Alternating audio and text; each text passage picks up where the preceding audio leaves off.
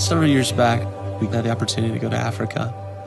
And for the first time, we came face to face with kids raising kids because they had lost their parents to the disease. And we looked each other in the eyes and said, you know what, we can do something about this. And we started a nonprofit organization working with locals to address disease and poverty.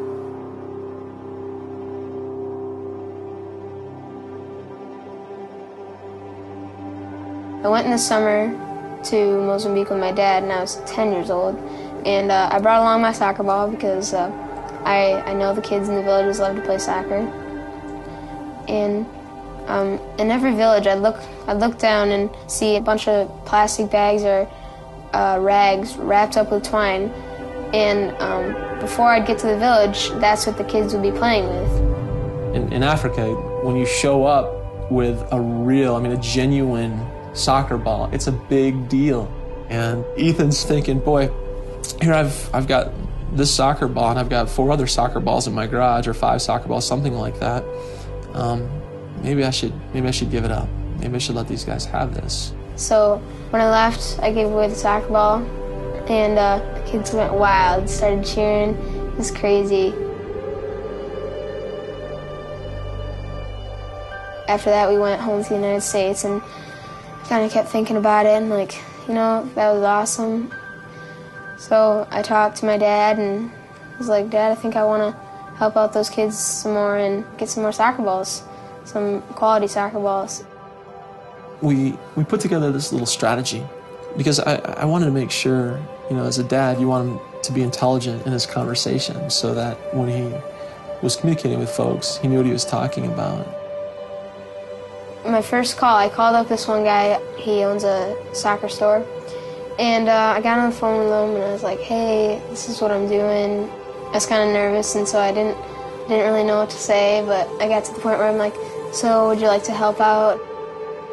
And the guy turned down flat.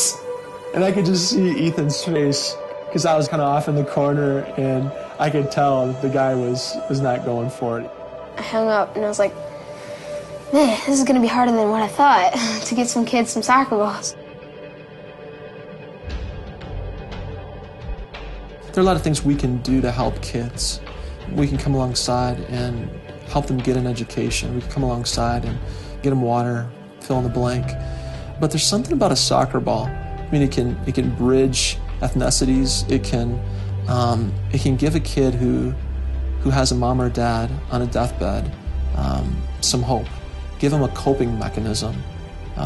For my son, he loves the game, and I think it's really cool when you can take what you love doing and use it to make the world a better place.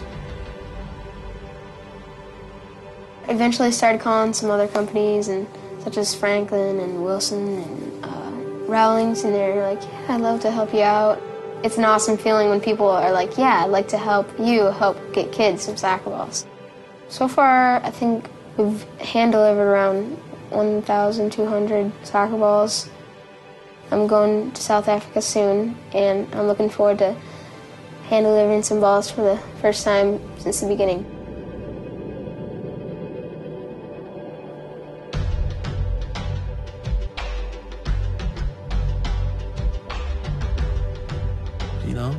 We try our best to, in an authentic way, be people who are grateful and let our gratitude motivate us, whether it be going down the street and helping somebody work on their car, or going over to Africa and giving somebody clean water. If that's just sort of the vibe, the ebb and flow of our lives as a family, somehow, in an unexplainable way, it'll get transposed into our kids' lives. I feel like generosity can totally change the way people think about other people and how they react to some difficult situations. It's just part of what we do. It's just that's what we're created for. Recognizing the needs of others and just doing something about it. That's the deal. And when our kids engage in that, when we see Ethan doing that stuff, we go, yeah, that's the way we roll.